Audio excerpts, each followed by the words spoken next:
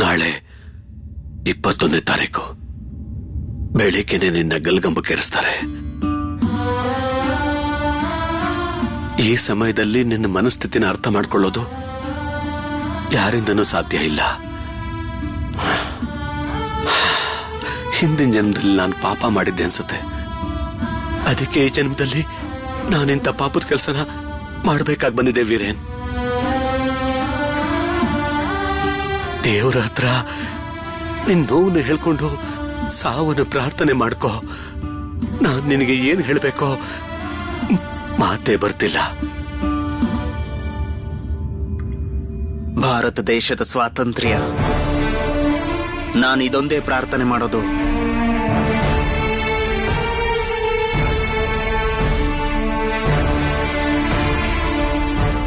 ಜೀವನ ಒಂದೇ, ಮತ್ತೆ ದೇಶನ ಸ್ವತಂತ್ರಗೊಳಿಸೋದೇ ಅವನ ಉದ್ದೇಶ.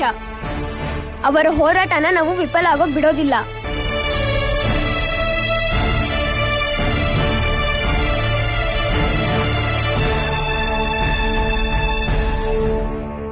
ನನ್ನ ಕ್ಷಮಿಸ್ಬಿಡು ವೀರೇನ್. ನಾನು ನಿನಗೋಸ್ಕರ ಏನು ಮಾಡೋಕ್ಕಾಗ್ಲಿಲ್ಲ. ನನಗೊಂದು ಕಾಗದ ಕೊಡ್ತೀರಾ? ಖಂಡಿತ ಕೊಡ್ತೀನಿ ವೀರೇನ್. ಆ ಕಾಗದ ತಗೊಂಡು ನೀನೇನ್ ಮಾಡ್ತೀಯ? ಸಾಯೋದಕ್ಕೂ ಮೊದಲು ನಾನೊಂದು ಶಪಥ ಮಾಡಿದ್ದೀನಿ. ಆ ಶಪಥನ ನಾನು ಉಳಿಸ್ಕೊಳ್ಳೇಬೇಕು.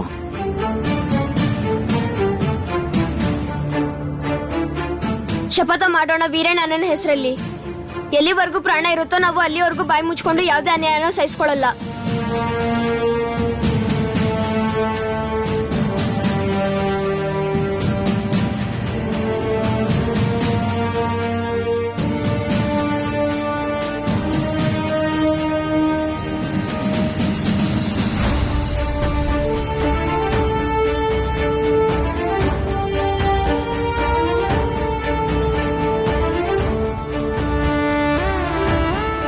ವೀರೇನ್,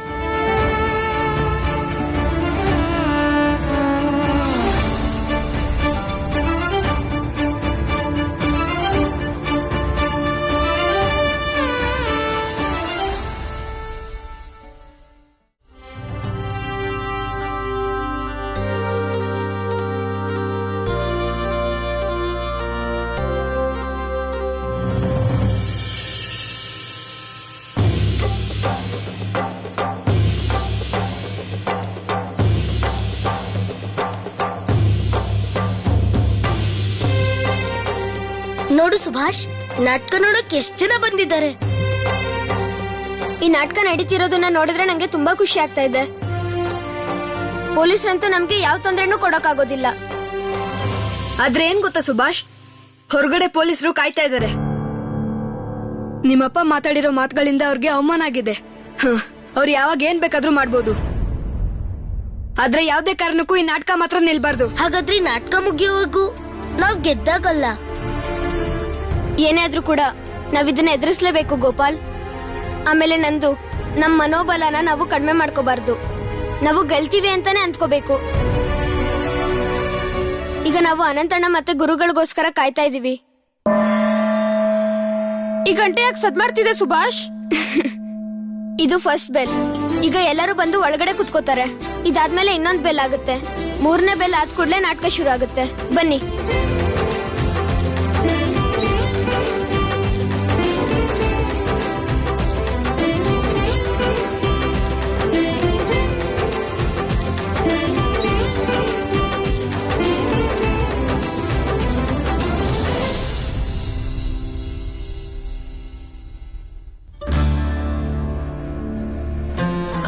ಈ ಕಡೆ ನೋಡಿ.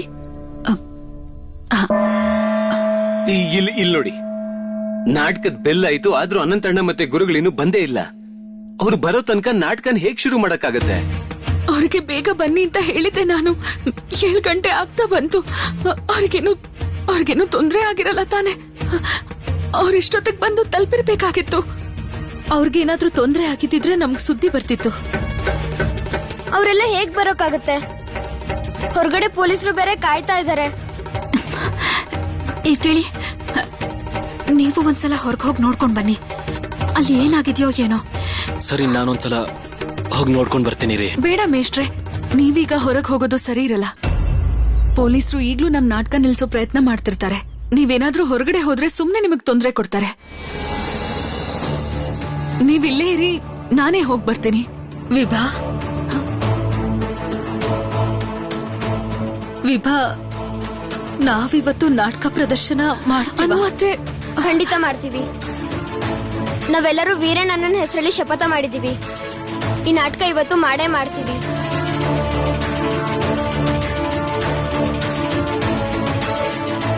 ನಾನು ಹೊರಗಡೆ ಹೋಗಿ ನೋಡ್ತೀನಿ. ಅನಂತಣ್ಣಂಗೆ ಒಳಗ್ ಬರೋಕೆ ಏನಾದ್ರೂ ತೊಂದರೆ ಆದ್ರೆ ನಾನೇನಾದ್ರೂ ಉಪಾಯ ಮಾಡಿ ಅವ್ರನ್ನ ಒಳಗ್ ಕರ್ಕೊಂಡ್ ಬರ್ತೀನಿ.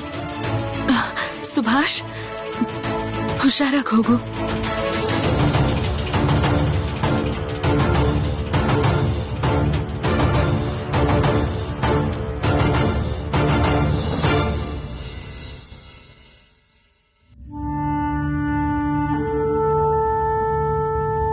ಪ್ರೀತಿಯ ಜತಿನಣ್ಣ, ಮೊದಲಿಗೆ ನನ್ನ ನಮಸ್ಕಾರಗಳು. ನೀವು ಈ ಪತ್ರವನ್ನು ಓದುವ ಮೊದಲೇ ನಾನು ಈ ಭೂಮಿಯ ಬಿಟ್ಟು ಹೋಗಿರಬಹುದು. ಕಳೆದ ಕೆಲವು ದಿನಗಳಲ್ಲಿ ಈ ಜಗತ್ತು ಮಾಯೆ ಎಂದು ಅರ್ಥವಾಯಿತು. ಬದುಕು ಅಂದ್ರೆ ಏನು, ತ್ಯಾಗದ ಮಹತ್ವ ಏನು ಅಂತ ನನಗೆ ಅರ್ಥ ಆಗಿದೆ. ಆದ್ರೆ ದೇಶದ ಮೋಹವನ್ನು ತ್ಯಾಗ ಮಾಡೋದು ಎಷ್ಟು ಕಷ್ಟ ಅಂತ ನನಗೀಗ ಅರ್ಥ ಆಗಿದೆ ಜತಿನಣ್ಣ. ಆದ್ರೆ ನನಗೆ ಗೊತ್ತಿಲ್ಲದೆ ಒಂದು ಪಾಪ ಮಾಡಿದ್ದೀನಿ ಜತಿನಣ್ಣ. ಇದನ್ನ ನಾನು ಹೇಳ್ದೆ ಇದ್ರೆ ನಾನು ಸತ್ ಮೇಲೂ ನನ್ನ ಆತ್ಮಕ್ಕೆ ಶಾಂತಿ ಸಿಗೋಲ್ಲ. ತಗೋ, ನಿನ್ಗೆ ನೀನ್ ಇಷ್ಟ ತಿಂಡಿ ತಂದಿದ್ದೀನಿ, ನೋಡಿ ಇಲ್ಲಿ. ಸಂಶೋಧನಂ ಕೊಲೆ ಪ್ರಕರಣದಲ್ಲಿ ಸಿಕ್ಕಿಬಿದ್ದ ಭಾಗ ಜತೀನ್, ಸ್ವದೇಶಿಗಳ ನಾಯಕನಾಗಿದ್ದ ಭಾಗ ಜತೀನ್ ಸರ್ಕಾರದ ಸಾಕ್ಷಿಯಾಗಲು ಒಪ್ಪಿದ್ದಾನೆ. ಜತೀನಣ್ಣ, ಯಾಕೆ ಹೀಗ್ ಮಾಡಿದ್ರೆ? ಜತೀನಣ್ಣ, ನೀವ್ ಈ ತರ ಮಾಡಬಾರ್ದಾಗಿತ್ತು. ಯುಗಾಂತರ ಪತ್ರಿಕೆಯವರು ಸುಳ್ಳು ಬರೆಯೋದಕ್ಕೆ ಸಾಧ್ಯನೇ ಇಲ್ಲ. ನಿನಗಿದ್ರಲ್ಲೇ ಮೋಸ ಆಗಿರೋದು. ಅಗಸ್ಟಿನ್ ಅವರು ನಿನಗೆ ಸುಳ್ಳು ಪೇಪರ್ ಸಿಗೋ ಹಾಗೆ ಮಾಡಿದ್ರು. ಆ ಪೇಪರ್ನಲ್ಲಿ ಇದ್ದಿದ್ದೆಲ್ಲ ಸುಳ್ಳು ಸುದ್ದಿನೇ. ಸತ್ಯವಾಗ್ಲೂ ಯುಗಂಧರ್ ಪೇಪರ್ನವರು ಈ ಸುದ್ದಿನ ಪ್ರಿಂಟೇ ಮಾಡಿರ್ಲಿಲ್ಲ.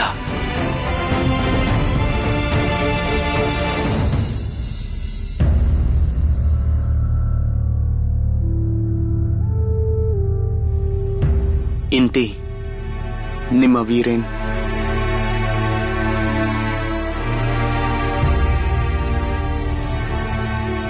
ಏನಾದ್ರೂ ಮಾಡೋದಿದ್ರೆ ಬೇಗ ಮಾಡು. ಯಾರಾದ್ರೂ ಬಂದ್ರೆ ತುಂಬಾ ಕಷ್ಟ ಆಗತ್ತೆ.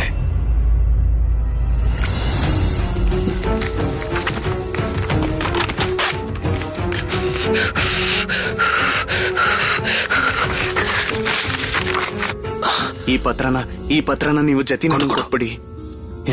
ಇಲ್ದೇ ಇದ್ರೆ ಪೊಲೀಸ್ ಅವ್ರು ಏಟಿನ ನೋವಿಗಿಂತ ಇದೇ ದೊಡ್ಡ ನೋವಾಗಿ ನನಗೆ ಉಳ್ಕೊಂಡ್ಬಿಡುತ್ತೆ. ಯಾವಾಗ ಜತಿನಣ್ಣ ನಿಮಗ್ ಸಿಕ್ಕಿದ ತಕ್ಷಣ ಇದನ್ನ ಕೊಟ್ಬಿಡಿ. ನಾನು ಎಲ್ಲಾ ಪ್ರಯತ್ನನೂ ಮಾಡ್ತೀನಿ. ಪ್ರಯತ್ನ ಅಲ್ಲ, ನೀವ್ ಈ ಕೆಲ್ಸನ ಮಾಡ್ಲೇಬೇಕು. ನನ್ನಿಂದ ಜತಿನಣ್ಣ ಖಂಡಿತವಾಗ್ಲೂ ಪೊಲೀಸ್ ಅವ್ರ ಹತ್ರ ಸಿಕ್ಕಾಕೋತಾರೆ. ಈ ಪತ್ರ ಇದೆಯಲ್ಲ, ಅದನ್ನ ನಿಮ್ಮ ಹತ್ರನೇ ಇಟ್ಕೊಂಡಿರಿ. ಜತಿನಣ್ಣ ಸಿಕ್ಕಿದ್ರೆ ಇದನ್ನ ನಾನ್ ಕೊಟ್ಟೆ ಅಂತ ಹೇಳಿ. ಜತೀಂದ್ರನಾಥ್ ಕಟಕ್ನಲ್ಲೇ ಇದ್ದಾನೆ, ಅವನ್ನ ಹಿಡೀರಿ ಅಂತ ಕಟಕ್ ಪೊಲೀಸ್ ಅವ್ರಿಗೆ ಟೆಲಿಗ್ರಾಮ್ ಕಳಿಸಿದ್ದಾರೆ. ಗೊತ್ತಿಲ್ಲ ನಂಗೆ ಜತೀಂದ್ರನಾಥ್ ಏನಾದ್ರೂ ಅರೆಸ್ಟ್ ಆಗ್ತಾನೋ ಇಲ್ವೋ ಅಂತ.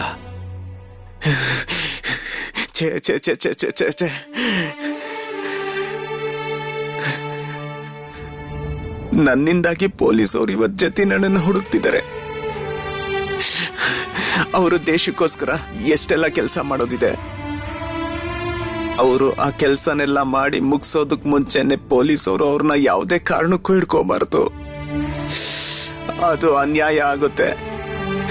ನಾನು ತಪ್ಪು ಮಾಡ್ಬಿಟ್ಟೆ. ನೀನ್ ಯಾವ ಕಾರಣಕ್ಕೂ ಮನಸ್ಸನ್ನ ಕೆಡಿಸ್ಕೋಬೇಡ. ನಾನು ಮಾತು ಕೊಡ್ತಾ ಇದ್ದೀನಿ, ಈ ಪತ್ರನ ಅವನಿಗೆ ಖಂಡಿತ ತಲುಪಿಸ್ತೀನಿ. ನನಗೆ ನೀವು ಇನ್ನೊಂದು ಸಹಾಯ ಮಾಡ್ಕೊಡ್ತೀರಾ? ಏನ್ ಸಹಾಯ? ನನಗೆ ಒಂದೇ ಕೊನೆ ಆಸೆ ಇರೋದು, ಈ ಜೈಲಲ್ಲಿರೋ ಕೈದಿಗಳನ್ನ ಒಂದು ಸಲ ಅವರನ್ನ ಭೇಟಿ ಮಾಡೋ ಅವಕಾಶ ಮಾಡಿಕೊಡಿ.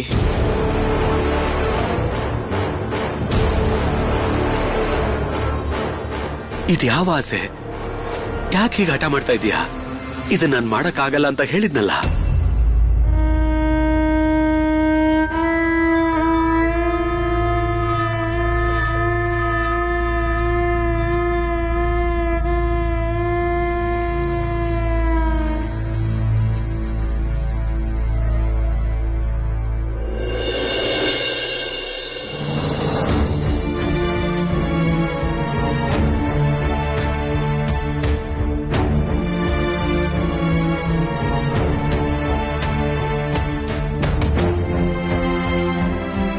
ಮೇಷ್ಟ್ರೆ, ಒಂದ್ಸಲ ನೋಡಿ ಇದು ಸರಿಯಾಗಿದ್ಯಾ ಅಂತ.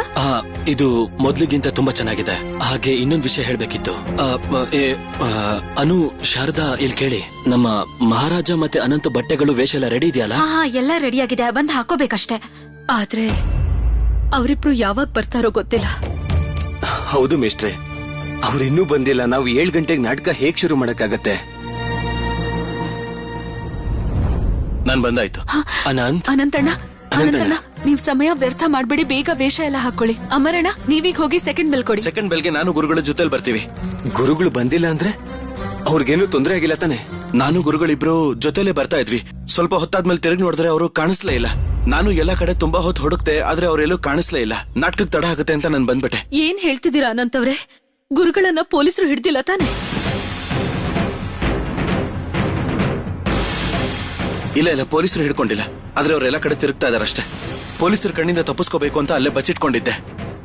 ಸುಭಾಷ್ ಸಹಾಯದಿಂದ ನಾನು ಇಲ್ಲಿಗೆ ಬಂದೆ. ಸುಭಾಷ್ ಎಲ್ಲಿದ್ದಾನೆ? ಸುಭಾಷ್ ಹೊರಗಡೆ ಪೊಲೀಸರನ್ನ ತಡೆಯೋ ಪ್ರಯತ್ನ ಮಾಡ್ತಿದ್ದಾನೆ. ಅದಕ್ಕೆ ನಾನು ಇಲ್ಲಿವರೆಗೂ ಬರೋಕಾಯ್ತು. ಈ ಸುಭಾಷ್ ನೀನ್ ಹೋಗ್ಬೇಡ.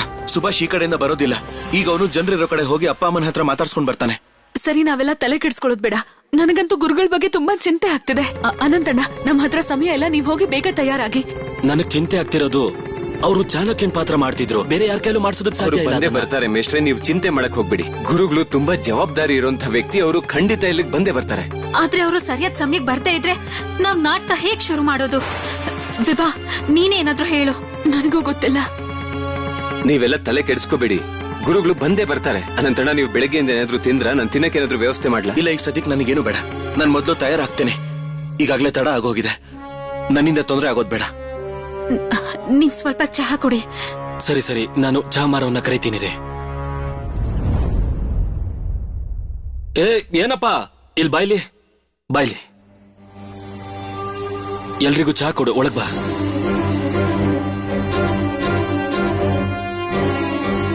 ನಿನಗೆ ಟೀ ಆರ್ಡರ್ ಕೊಟ್ಟಿದ್ಯಾರು? ಸರ್, ನಾನು ಹೊರಗಡೆ ಚಾ ಮಾರ್ತಾ ನಿಂತಿದ್ದೆ. ಯಾರೋ ಒಬ್ರು ಬಂದು ಒಳಗೋಗಿ ಚಾ ಕೊಡು ಅಂದ್ರು. ನನಗೆ ನಿಜವಾಗ್ಲೂ ಏನು ಅಂತ ಗೊತ್ತಿಲ್ಲ ಸರ್. ಮುಕುಂದ್. Yes sir. ಒಳಗ್ ಹೋಗೋದಕ್ಕಿರೋದು ಒಂದೇ ದಾರಿ. ಈ ಟೀ ಮಾರೋನ್ ಗೆಟಪ್ ಅಲ್ಲಿ ಹೋಗ್ಬೇಕು. ಒಳಗೆ ಎಂಟ್ರಿ ಆದ್ಮೇಲೆ ಅಲ್ಲಿ ಯಾರ್ ಇದಾರೆ ಅಂತ ತಿಳ್ಕೋಬಹುದು.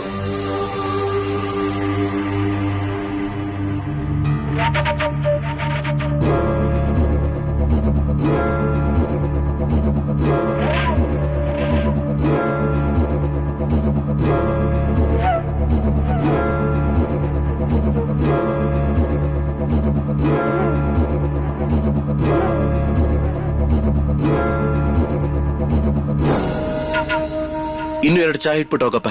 ಇನ್ನೂ 2 ಬರೋರಿದ್ದಾರೆ. ಇಬ್ರು ಬರ್ತಾ ಇದಾರ? ಗುರುಗಳು ಒಬ್ರು, ಇನ್ನೊಬ್ರು ಯಾರು? ನಾನು. ಓಹೋ, ಜತಿನ್, ಬಾ ನೋಡಿ ಯಾರು ಬಂದಿದ್ದಾರೆ ಅಂತ.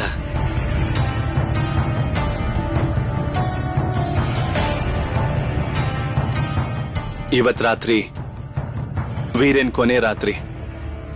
ಇವತ್ ರಾತ್ರಿ ವೀರೇನ್ ಬಗ್ಗೆ ಯೋಚನೆನ ಎಲ್ರಿಗೂ ಬರೋ ಹಾಗೆ ನಾವು ಮಾಡ್ಬೇಕು.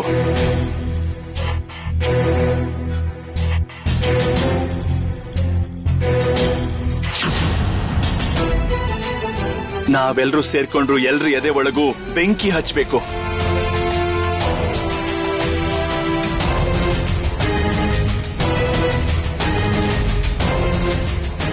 ಆಗ ಮಾತ್ರ ಪ್ರತಿ ಪರಿವಾರದಿಂದ ಒಬ್ಬೊಬ್ಬ ವೀರೇನ್ ಹುಟ್ಟೋದಕ್ ಸಾಧ್ಯ. ಅವ್ರು ಮಾತ್ರ ಭಾರತಾಂಬೆನ್ ಕಾಪಾಡೋದು.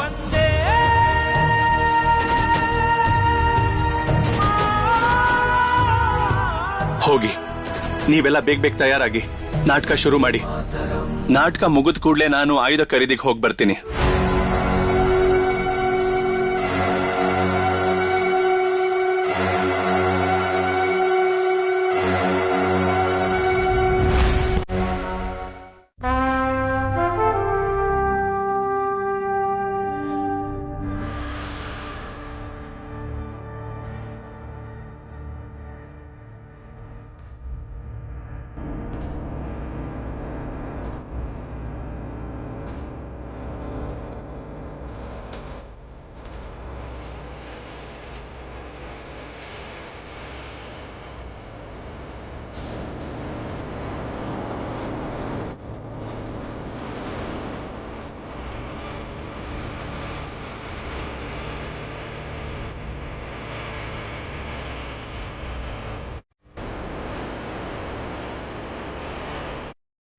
ಡಾಕ್ಟರ್ಗೆ ಈ ಲೆಟರ್ ಕೊಟ್ಟು ಬನ್ನಿ.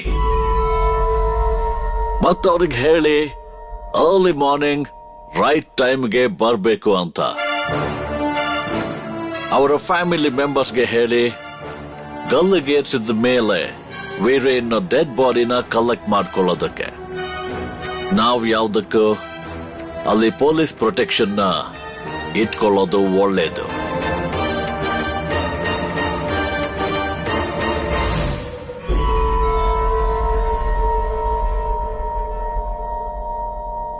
You want to say something? Sir, Viren ತನ್ನ ಕೊನೆ ಆಸೆ ಏನು ಅಂತ ನನ್ನ ಹತ್ರ ಹೇಳಿದಾನೆ. Last wish.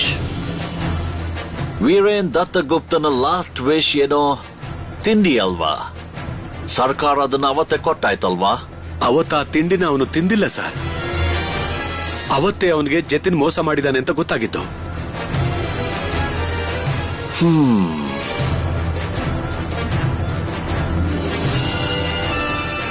ಹೇಳಿ, ಕ್ಯಾರಿ ಆನ್. ಯಾಕೆ ಸುಮ್ನಾದ್ರಿ? ಮಿಸ್ಟರ್ ಮಜುಮ್ದಾರ್, ಇದು ನನ್ನ ಹಾಬಿ. ಮತ್ತೆ ಇದರಿಂದಾಗಿ ಬಹಳ ಸಣ್ಣ ಸಣ್ಣ ವಿಷಯನೂ ಸಿಕ್ಕಾಕೊಳ್ಳುತ್ತೆ. A nice invention. ವೀರೇನ್ ದತ್ತಗುಪ್ತನ ಕೊನೆ ವಿಶ್ ಪೂರ್ತಿ ಆಗಿಲ್ಲ. ಈಗೇನ್ ಬೇಕು ಅವನಿಗೆ? ಸರ್, ಅವನ ಕೊನೆ ಆಸೆ ಜೈಲಲ್ಲಿರೋ ಕೈದಿಗಳ ಜೊತೆ ಮಾತಾಡ್ಬೇಕು ಅಂತ.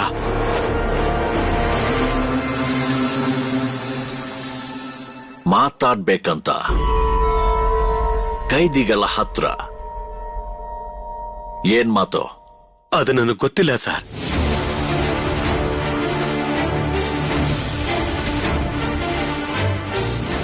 All right, permission granted. ನಾನು ಪರ್ಮಿಷನ್ ಕೊಡ್ತೀನಿ. ಅವನ್ ಮಾತಾಡ್ಲಿ ಬಿಡಿ. ಒಂದೇ ದಿನ ತಾನೇ ಮಾತಾಡ್ತಾನೆ. Go ahead. ಅದು ಏನ್ ಮಾತಾಡ್ತಾನೋ ನಾವು ನೋಡೋಣ. Yes sir.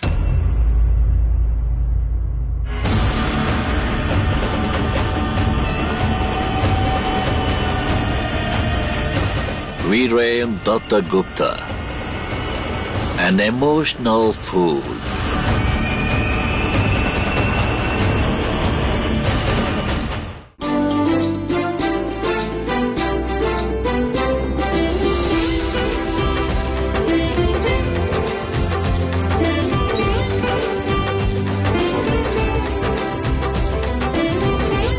ಸುಭಿ, ನಿನಗೆ ಕೊಟ್ಟಿರೋ ನಾಟಕದ ಜವಾಬ್ದಾರಿನೆಲ್ಲ ನೀನು ಸರಿಯಾಗಿ ನಿಭಾಯಿಸ್ತಿದ್ಯಾ ತಾನೆ? ಹಾ ಅಮ್ಮ. ಸಮಯ ಆಗೋಯ್ತಲ್ಲ, ಇನ್ನು ಯಾಕೆ ನಾಟಕ ಶುರುವಾಗಿಲ್ಲ ಸುಭಾಷ್? ಹೇಗ್ ಹೇಳಿ ಅಪ್ಪಂಗೆ? ಗುರುಗಳಿನ್ನೂ ಬಂದೇ ಇಲ್ಲ. ಅನಂತಣ್ಣ ಈಗಷ್ಟೇ ಬಂದ್ರು.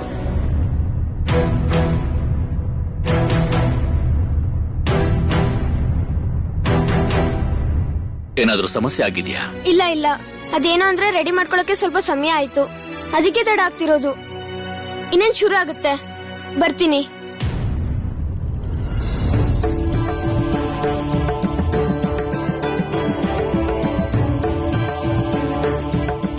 ನಾವು ಸುಭಾಷ್ನ ಈ ನಾಟಕ ತಂಡದ ಜೊತೆಗೆ ಸೇರಿಸಿ ಒಳ್ಳೇದೇ ಮಾಡಿದ್ವಿ. ಸ್ವಲ್ಪ ದಿನ ಆದ್ರೂ ಇವನು ದೇಶ ಪ್ರೇಮ, ಸಾಧು, ಸನ್ಯಾಸಿಗಳು ಇದನ್ನೆಲ್ಲ ಮರೆತು ಆರಾಮಾಗಿದ್ದಾನಲ್ಲ. ಸುಭಾಷ್ ಅದನ್ನೆಲ್ಲ ಅಷ್ಟು ಸುಲಭಕ್ಕೆ ಮರಿತಾನೆ ಅನ್ಕೊಂಡಿದ್ಯಾ ಪ್ರಭಾ? ಸ್ವಲ್ಪ ದಿನಕ್ಕೇನೋ ಸರಿ, ಯಾವಾಗ್ಲೂ ದೇಶ ದೇಶ ಅಂತಿದ್ದ. ಅದು ಅಲ್ಲದೆ ಈ ಕ್ರಾಂತಿಕಾರಿಗಳ ಭಾಷೆ ಅವನ್ ಕಿವಿ ಮೇಲೆ ಬೀಳ್ದಿರೋದೇ ಒಳ್ಳೇದು.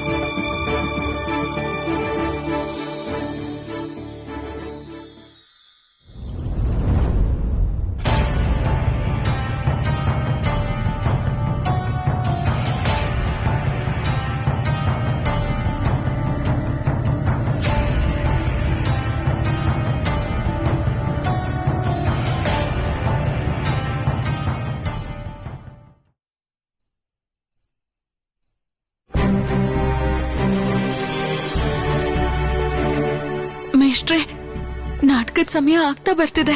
ಆದ್ರೆ ಗುರುಗಳಿನ್ನೂ ಬಂದಿಲ್ವಲ್ಲ? ಈಗ ನಂಗೆ ಚಿಂತೆ ಆಗ್ತಿದೆ, ಗುರುಗಳು ಎಲ್ಲಿ ಹೋದ್ರು ಅಂತ. ನನಗೂ ಅದೇ ಯೋಚನೆ ಆಗ್ತಿದೆ.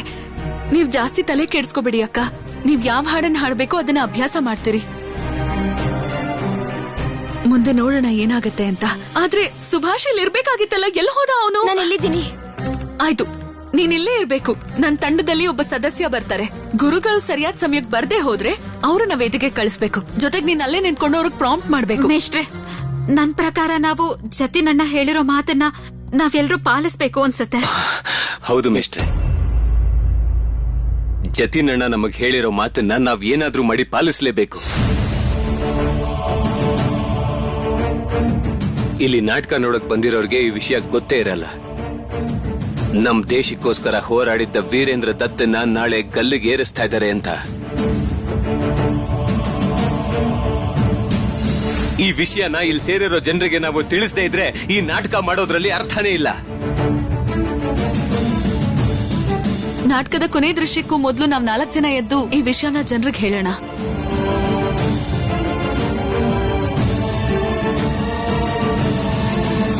ನಾನು, ಪ್ರೋಮಿ ಅಕ್ಕ, ಸರಳ ಅಕ್ಕ ಮತ್ತೆ ಅನು ಅತ್ತೆ.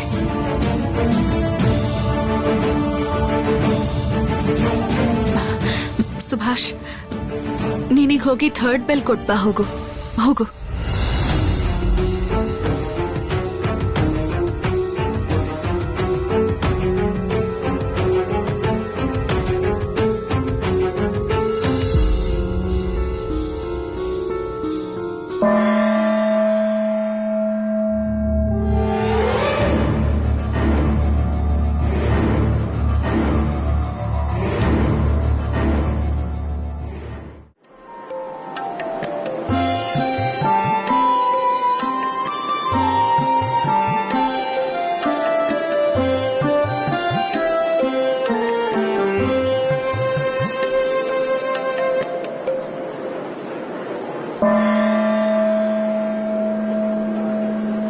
ನಮಸ್ಕಾರ, ಶುಭ ಸಂಜೆ. ಇನ್ನೇನು ಕೆಲವೇ ಕ್ಷಣಗಳಲ್ಲಿ ಆರಂಭವಾಗಲಿದೆ ನಮ್ಮ ನಾಟಕ ಚಂದ್ರಗುಪ್ತ.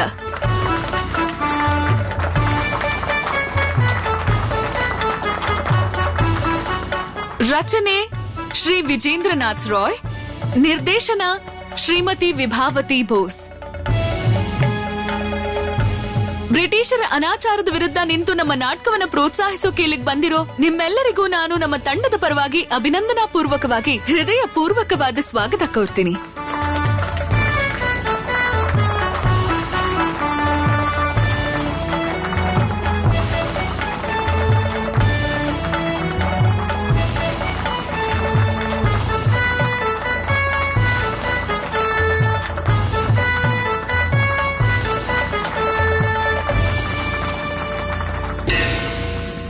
ಸ್ಥಾನ ಸಿಂಧೂ ನದಿ ದಡ. ದೂರದಲ್ಲಿ ಕಾಣಿಸುತ್ತಿದೆ ಒಂದು ಪರ್ವತ ಶ್ರೇಣಿ. ಅಲ್ಲಿ ಸಂಧ್ಯಾ ಕಾಲದಲ್ಲಿ ಉಪಸ್ಥಿತರಾಗಿದ್ದಾರೆ ಗ್ರೀಕ್ ಸಾಮ್ರಾಟ ಸಿಕಂದರ್ ಶಾ ಮತ್ತವರ ಸೇನಾಪತಿ ಸೆಲ್ಯೂಕಾಸ್. ಸಿಕಂದರ್ ಮತ್ತೆ ಸೆಲ್ಯೂಕಾಸ್ ಅಷ್ಟದಳದ ಮಧ್ಯ ಸೂರ್ಯದ ತರ ನಿಂತಿದ್ದಾರೆ. ಅವರ ಪಕ್ಕದಲ್ಲೇ ರಾಜ್ಯ ಕನ್ಯೆ ತನ್ನ ತಂದೆಯ ಕೈ ಹಿಡಿದು ನಿಂತಿದ್ದಾಳೆ. ಇದು ಸುಭಾಷ್ ಧೋನಿ ತಾನೆ? ಸತ್ಯ ಸೆಲುಕಸ್, ಎಷ್ಟು ವಿಚಿತ್ರ ಈ ದೇಶ. ಸತ್ಯ ಸೆಲುಕಸ್, ಎಷ್ಟು ವಿಚಿತ್ರ ಈ ದೇಶ. ಹಗಲಿಗೆ ಸೂರ್ಯನ ಪ್ರಖರ ಬಿಸಿಲಿನಲ್ಲಿ ಬೆವರಿಸಿದರೆ, ರಾತ್ರಿಯಾದ್ರೆ ಶುಕ್ಲ ಪಕ್ಷದ ಚಂದ್ರ ಹುಣ್ಣಿಮೆಯ ತಂಪಿನಲ್ಲಿ ಸ್ನಾನ ಮಾಡಿಸುತ್ತದೆ. ಕಗ್ಗತ್ತಲೆಯ ರಾತ್ರಿಯ ಉಜ್ವಲ ನಕ್ಷತ್ರಗಳು ಈ ಆಕಾಶದಲ್ಲಿ ಜಗಜಗಿಸಿದಾಗ ನಾನು ವಿಚಿತ್ರ ಆತಂಕದಲ್ಲಿ ನಿಲ್ಲುತ್ತೇನೆ. ನಾನು ವಿಚಿತ್ರ ಆತಂಕದಲ್ಲಿ ನಿಲ್ಲುತ್ತೇನೆ.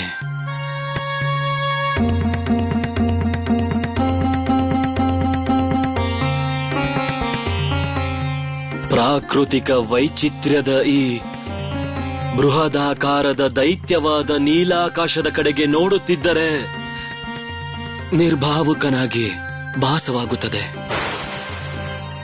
ಆದರೆ ಈ ಅಗಾಧವಾದ ಹಿಮಾಲಯ ಮತ್ತು ಮಿನುಗುವ ಬೆಳಕು ಅಚ್ಚರಿ ಮೂಡಿಸುತ್ತದೆ. ಇದರಾಚೆಗೆ ವಿಶಾಲವಾದ ನದಿ ತಮ್ಮ ಪೂರ್ತಿ ಯೌವನದಲ್ಲಿ ಉಕ್ಕಿ ಹರಿಯುತ್ತಿದೆ.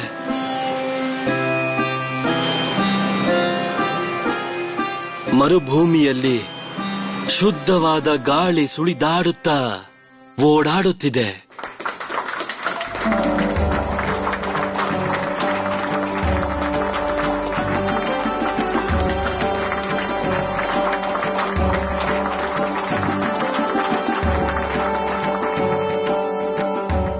ನಿಜ ಸಾಮ್ರಾಟ್.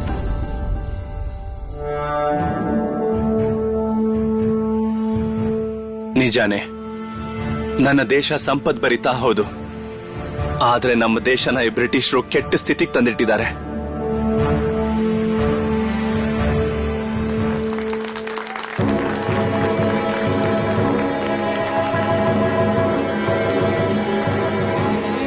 ಕೇಳಿದ್ರ ಸರ್, ನನಗೆ ಮೈಯೆಲ್ಲ ಉರಿತಾ ಇದೆ. ಒಬ್ಬೊಬ್ಬರ ಚರ್ಮನು ಸುಲಿಯುವಷ್ಟು ಸಿಟ್ಟು ಬರ್ತಾ ಇದೆ. ಮುಕುಂದ್. Yes sir. ಅಲ್ಲಿಗೆ ಪೇದೆಗಳು ಹೋಗಿದ್ದಾರೆ. ಅವ್ರ ಹತ್ರ ಎಲ್ಲ ಇನ್ಫಾರ್ಮೇಶನ್ ತಿಳ್ಕೊ. Then we will take action.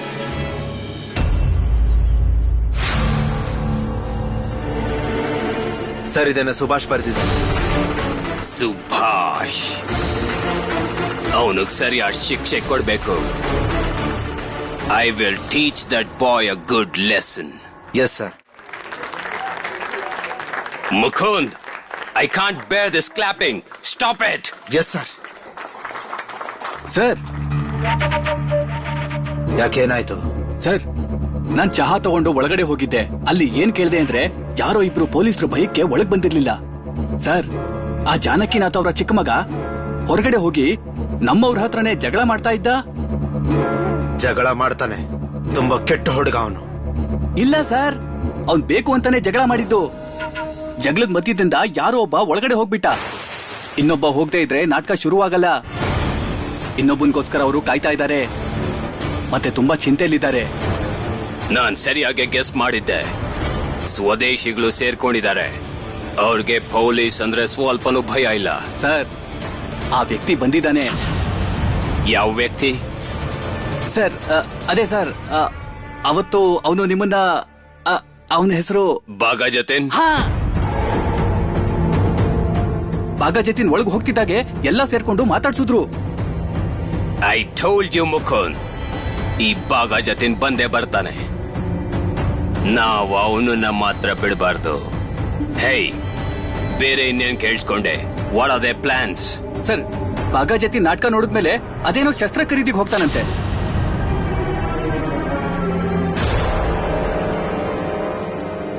ಆದ್ರೆ ಹಾಗಾಗಕ್ ಮೊದ್ಲೇ ನಮ್ಮ ವೆಪನ್ಸ್ಗೆ ಸಿಕ್ಕೊಂಡು ಸಾಯ್ತಾನವನು. Mukund. Yes sir. Get 2 blankets ready fast. Yes sir.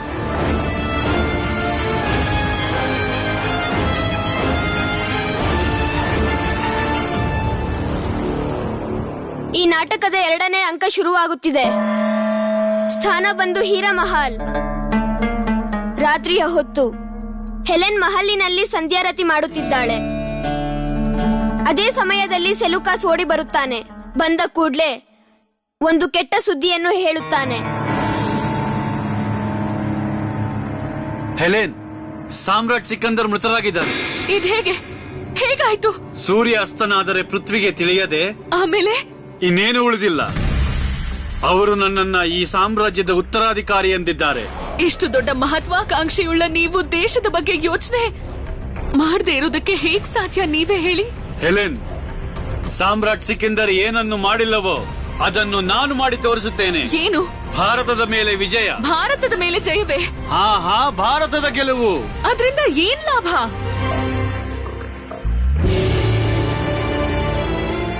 ಕೀರ್ತಿ,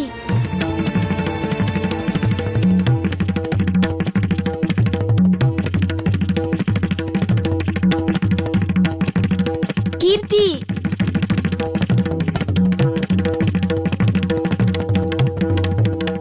ಹೇಳಿ ಅಪ್ಪ. ಉತ್ತರ ಸಿಗುತ್ತಿಲ್ಲವೇ? ಭಾರತದ ಮೇಲೆ ಜಯದಿಂದ ಏನು ಲಾಭ? ಸಿಕಂದರನನ್ನು ಸೋಲಿಸಿ ಲಾಭ ಕೀರ್ತಿ ಪಡೆಯೋದ್ರಿಂದ ನಮಗ್ ಸಿಗೋದಾದ್ರೂ ಏನು? ಕೀರ್ತಿ, ಕೀರ್ತಿ. ನೋಡಿದ್ರೆ ಶರತಣ್ಣ, ವಿವಾದ್ಗೆ ನರೇನಣ್ಣಂಗೆ ಎಷ್ಟು ಚೆನ್ನಾಗಿ ಸಂಭಾಷಣೆ ನೆನ್ಪು ಮಾಡ್ಕೊಟ್ರು. ಆ ನರೇನಣ್ಣ ಅಂತೂ ನನ್ ಪ್ರಾಂಪ್ಟ್ ನ ಕೇಳಿಸ್ಕೊಳ್ಳೇ ಇಲ್ಲ. ನಾನು ಹೇಳ್ಕೊಟ್ಟಿದ್ದು ಪ್ರೇಕ್ಷಕರಿಗೂ ಗೊತ್ತಾಗ್ಲಿಲ್ಲ ಅನ್ಸುತ್ತೆ. ಅಂದ್ರೆ ನೀನು ವಿಭಾತ್ಗೆ ಹೇಳ್ಕೊಟ್ಟಿದ್ ಯಾರಿಗೂ ಗೊತ್ತಾಗಿಲ್ಲ ಅಂತನಾ? ನನಗೂ ಹಾಗೆ ಅನಿಸ್ತಾ ಇದೆ.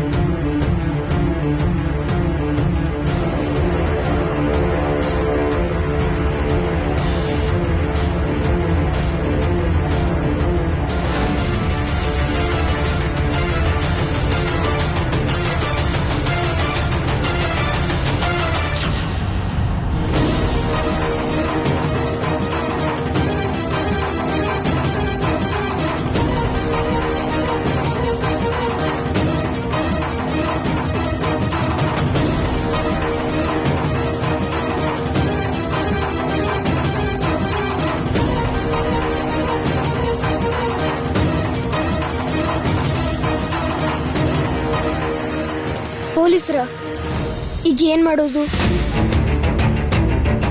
ಶರತಣ್ಣ, ನಾನು ಈಗ್ಲೇ ಬರ್ತೀನಿ. ಹೇ, ಎಲ್ಲಿಗೆ ಹೋಗ್ತಿದ್ಯಾ? ನಾಟಕ ನಡೆಯುವಾಗ ನೀನ್ ಎಲ್ಲಿಗೆ ಹೋಗ್ತೀಯಾ? ಯಾರಾದ್ರೂ ಡೈಲಾಗ್ ಮರ್ತೋದ್ರೆ ನೀವ್ ಹೇಳ್ಕೊಡಿ. ಇಲ್ಲಿ ನಾನು ಎಲ್ಲರ ಡೈಲಾಗ್ನೂ ಬರ್ದಿದ್ದೀನಿ. ನಾನು ಈಗ್ಲೇ ನೀರ್ ಕುಡ್ಕೊಂಡ್ ಬರ್ತೀನಿ ರೀ. ಅಲ್ಲ, ನನ್ ಮಾತ್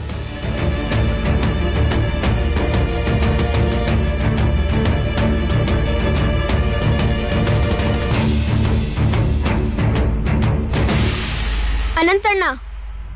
ಸುಬಿ ಇಲ್ಲೇನ್ ಮಾಡ್ತಾ ಇದೀಯಾ? ಪ್ರಾಂಪ್ಟ್ ಮಾಡ್ತಾ ಇಲ್ವಾ? ಕಂಬಳಿ ಹೊತ್ಕೊಂಡು ಪೊಲೀಸರು ಒಳಗ್ ಬಂದಿದ್ದಾರೆ. ನಾನು ಇದನ್ನ ಯಾರಿಗೂ ಹೇಳಿಲ್ಲ, ಯಾಕಂದ್ರೆ ನಾಟಕಕ್ಕೆ ತೊಂದರೆ ಆಗುತ್ತೆ ಅಂತ. ಯಾವ್ದೇ ಕಾರಣಕ್ಕೂ ಈ ನಾಟಕ ನಿಲ್ಲೋ ಹಾಗಿಲ್ಲ. ನನ್ಗೆ ಭಯ ಆಗ್ತಿರೋದು ನಿಮ್ ಬಗ್ಗೆ ಮತ್ತೆ ಗುರುಗಳ ಬಗ್ಗೆ. ಹೇಗಿದ್ರು ನೀವೆಲ್ಲರೂ ನಾಟಕದ ವೇಷ ಹಾಕೊಂಡಿದ್ದೀರಾ. ನನ್ಗನ್ಸುತ್ತೆ ಅವ್ರಿಗೆ ಗೊತ್ತಾಗಲ್ಲ ಅಂತ. ಯಾವ್ದಕ್ಕೂ ನೀವ್ ಒಂದ್ಸಲ ಗುರುಗಳಿಗೆ ವಿಷಯ ತಲುಪಿಸಿ. ನನಗೇನು ತೊಂದರೆ ಇಲ್ಲ. ತೊಂದರೆ ಇರೋದು ಅಲ್ಲಿರೋರ್ಗೆ. ಯಾಕೆಂದ್ರೆ ಜತಿನಣ್ಣ ಕೂತಿದಾರಲ್ಲಿ. ಪೊಲೀಸರು ಅವರನ್ನ ಹಿಡ್ಕೊಂಡು ಹೋಗ್ತಾರಾ?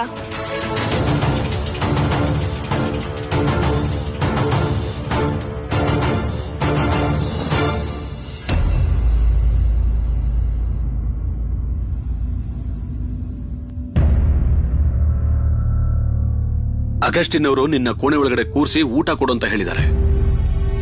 ಯಾಕೆ ಭಯ ಅಂತ? ಈ ಸಮಯದಲ್ಲಿ ನೀನು ಅದನ್ನೆಲ್ಲ ಕೇಳ್ಬೇಡ.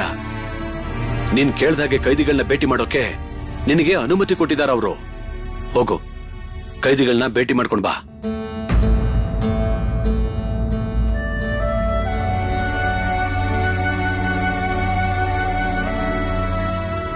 ನೀವು ಕೊನೆಗೆ ನಮ್ಮ ಸ್ವದೇಶಿ ಗುಂಪಿಗೆ ಸೇರಿದ್ರಲ್ಲ, ನನಗ್ ಮಾತಾಡೋದಕ್ಕೆ ಅನುಮತಿ ಕೊಡಿಸಿದ್ರಿ.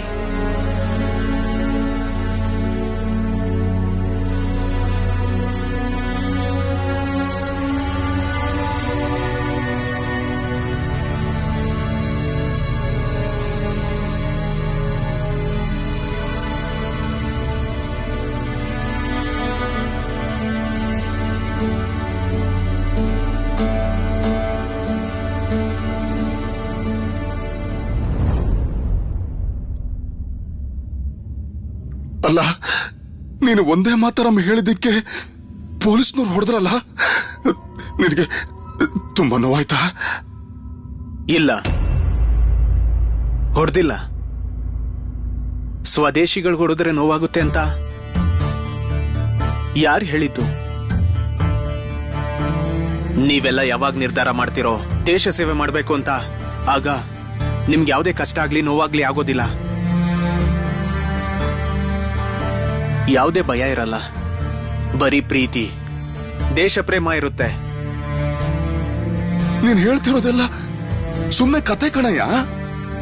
ಒಬ್ನೇ ಎಷ್ಟು ಅಂತ ಹೋರಾಟ ಮಾಡ್ತೀಯ? ದೇಶಕ್ಕೋಸ್ಕರ ನಾವ್ ಏನ್ ಮಾಡಕ್ಕಾಗುತ್ತೆ ಹೇಳು? ಆಗುತ್ತೆ, ಖಂಡಿತ ಆಗುತ್ತೆ. ದೇಶ ಅಂದ್ರೆ ಏನ್ ಬೇರೆನಾ? ದೇಶ ಅಂದ್ರೆ ಅಮ್ಮ. ಅಮ್ಮನ ಆರೋಗ್ಯ ಕೆಟ್ಟು ಅವ್ರಿಗೆ ಕಷ್ಟ ಆಗ್ತಿದ್ರೆ ಅವ್ರ ಕಷ್ಟ ನೋಡ್ಕೊಂಡು ಸುಮ್ನೆ ಇರ್ತೀರಾ? ಇಲ್ಲ ತಾನೆ? ಅದೇ ತರ ದೇಶ ಅನ್ನೋ ತಾಯಿಗೆ ಸಹಾಯ ಮಾಡಿದ್ರೆ ಕಷ್ಟ ಆಗೋದಿಲ್ಲ, ನೋವಾಗೋದಿಲ್ಲ, ಭಯ ಆಗೋದಿಲ್ಲ. ಆದ್ರೆ ಅಮ್ಮನೇ ಇಲ್ದಿರೋರ್ಗೆ ದೇಶ ಸೇವೆ ಮಾಡೋದಿಕ್ಕೆ ಆಗೋದಿಲ್ಲ ಅಲ್ವಾ? ಯಾಕಾಗಲ್ಲ? ಯಾಕಾಗಲ್ಲ ಅಂತ ಹೇಳ್ತೀಯಾ? ನಾನು ಕಳ್ತನ ಮಾಡಿ ಜೈಲಿಗೆ ಬಂದಿದ್ದೀನಿ ಅಂತ ನಮ್ಮಮ್ಮ ನನಗೆ ಎಲ್ರ ಮುಂದೆನೂ ಏನಂದ್ರು ಗೊತ್ತಾ? ಯಾವತ್ತಿಗೂ ನನಗೆ ಮುಖ ತೋರಿಸ್ಬೇಡ ಅಂದ್ರು. ನಿನಗ್ ಬೇಕಿರೋದು ನಿಮ್ ತಾಯಿಗೆ ನಿನ್ ಹೆಸರಿಂದ ಗೌರವ ಸಿಗ್ಬೇಕು. ನಿನ್ ಹೆಸರು ಹೇಳಿ ಅಮ್ಮ ತಲೆ ಎತ್ಕೊಂಡು ಹೆಮ್ಮೆಯಿಂದ ಓಡಾಡೋದು ನಿನ್ಗಿಷ್ಟ ಇಲ್ವಾ? ಎಲ್ರೆದುರಿಗೆ ಅವಳು ಈತ ನನ್ನ ಮಗ ಅಂತ ಹೆಮ್ಮೆಯಿಂದ ಹೇಳಿದ್ರೆ ನಿನ್ ಖುಷಿ ಆಗುತ್ತಾ ಇಲ್ವೋ? ಅಂತ ಕೆಲಸ ಯಾವ್ದಿದೆ ನಮ್ಮಮ್ಮ ಖುಷಿ ಆಗುವಂತದ್ದು? ಇದೆ, ಭಾರತಾಂಬೆ ಸೇವೆ ಇದೆ, ದೇಶದ ಸೇವೆ. ನಾಳೆ ನನ್ನ ನೇಣಿಗಾಕ್ತಾರೆ, ನನ್ನ ಸ್ನೇಹಿತರು ನನಗೋಸ್ಕರ ಅಳ್ತಾರೆ. ಆದ್ರೆ ಅವ್ರಿಗೆ ನಾಚಿಕೆ ಆಗಲ್ಲ, ಯಾಕಂದ್ರೆ ದೇಶಕ್ಕೋಸ್ಕರ ನಾನು ಪ್ರಾಣ ಕೊಡ್ತಿದ್ದೀನಿ. ಈ ಕಳ್ತನ ದರೋಡೆಯಿಂದ ಯಾವುದೇ ಪ್ರಯೋಜನ ಇಲ್ಲ. ನಮ್ ಸುಂದರವಾದ ದೇಶನ ಬ್ರಿಟಿಷರು ದೋಚ್ತಾ ಇದ್ದಾರೆ. ಈ ಬ್ರಿಟಿಷರು ನಮ್ ದೇಶನ ಧ್ವಂಸ ಮಾಡ್ತಾ ಇದ್ದಾರೆ. ನಾವೆಲ್ಲರೂ ಸೇರಿ ಅವ್ರ ವಿರುದ್ಧ ಹೋರಾಡಬೇಕು. ಇದೇ ನಮ್ಮ ಗುರಿ ಆಗಿರ್ಬೇಕು. ನಮ್ಗೆ ಈ ದಾರಿ ಯಾರು ತೋರಿಸ್ತಾರೆ? Order cancelled. ವೀರೇನ್ ಇವತ್ತು ಕೂಡ ಅವನ ಸೆಲ್ಲಲ್ಲೇ ಊಟ ಮಾಡಬೇಕು. I was cared of this only. ನನ್ಗೆ ಇದೇ ಭಯ ಇತ್ತು. ವೀರೇನ್ ಕ್ರಿಮಿನಲ್ಗಳಿಗೆಲ್ಲ ಸ್ವದೇಶಿ ಭಾವನೆ ಇಂಜೆಕ್ಟ್ ಮಾಡ್ತಿದ್ದಾನೆ. ಕಾಲ್ ಹೆಮ್.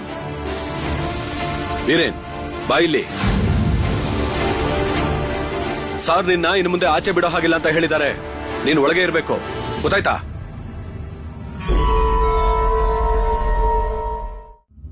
ನಾನ್ ಬರ್ತೀನಣ್ಣ. ಸಾಹೇಬರಿಗೆ ಭಯ ಆಗ್ತಿದೆ.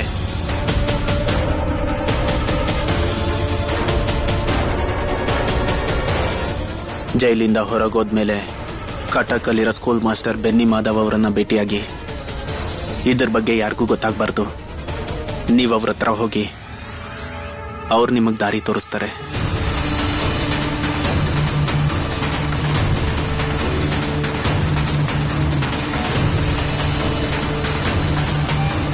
ವೀರೇನ್ ಬಾ ಬೇಗ. ಒಂದೇ ಮಾತರಂ, ಒಂದೇ ಮಾತರಂ.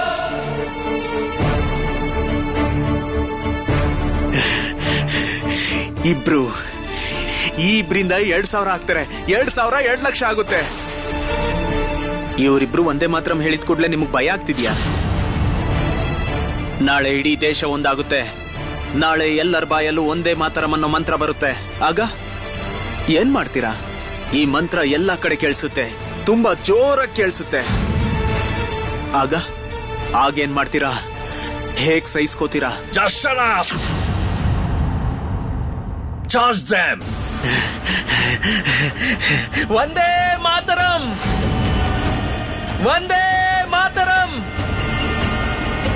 ವಂದೇ ಮಾತರಂ, ವಂದೇ ಮಾತರಂ, ವಂದೇ ಮಾತರಂ, ವಂದೇ ಮಾತರಂ.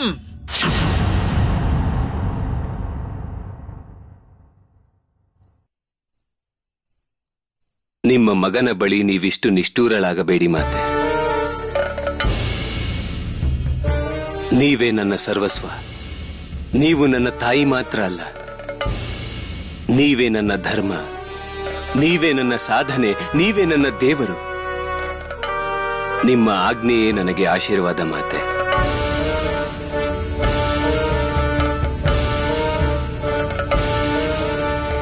ಇದೇ ಸತ್ಯವಾಗಿದ್ದರೆ ಯುದ್ಧಕ್ಕಾಗಿ ಸಿದ್ಧನಾಗು. ಏಕೆ ನನ್ನ ಮಾತು ಕೇಳುವುದಿಲ್ಲವೇ?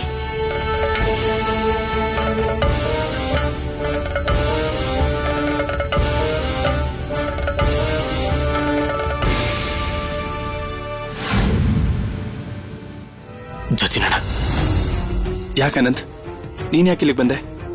ಹಿಂದೆಗಡೆ ಪೊಲೀಸರು ಬಂದು ನಿಂತಿದ್ದಾರೆ.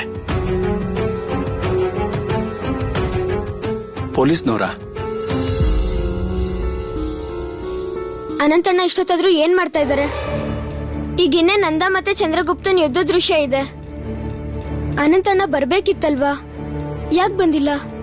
ಏನಾದ್ರೂ ತೊಂದ್ರೆ ಆಯ್ತಾ? ಜತಿನಣ್ಣನ ಪೊಲೀಸರೇನಾದ್ರೂ ಹಿಡಿಯೋಕ್ ಬಂದ್ರೆ ಅವರು ಓಡೋಗ್ತಾರೆ ಅಲ್ವಾ?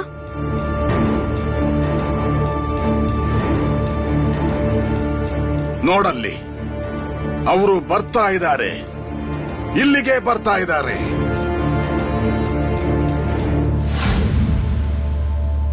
ಏಳು ಚಂದ್ರಗುಪ್ತ, ಸಿದ್ಧನಾಗು.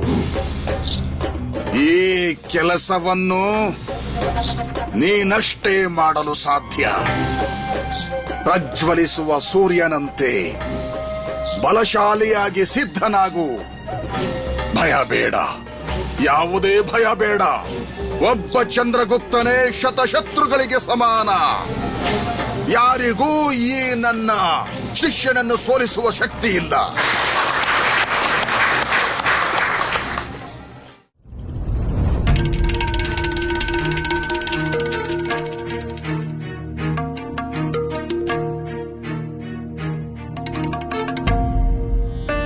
ಸರ್, ಅಲ್ಲಿ ಕೂತಿದ್ದಾನೆ ನೋಡಿ ಭಾಗ ಜತಿನ್.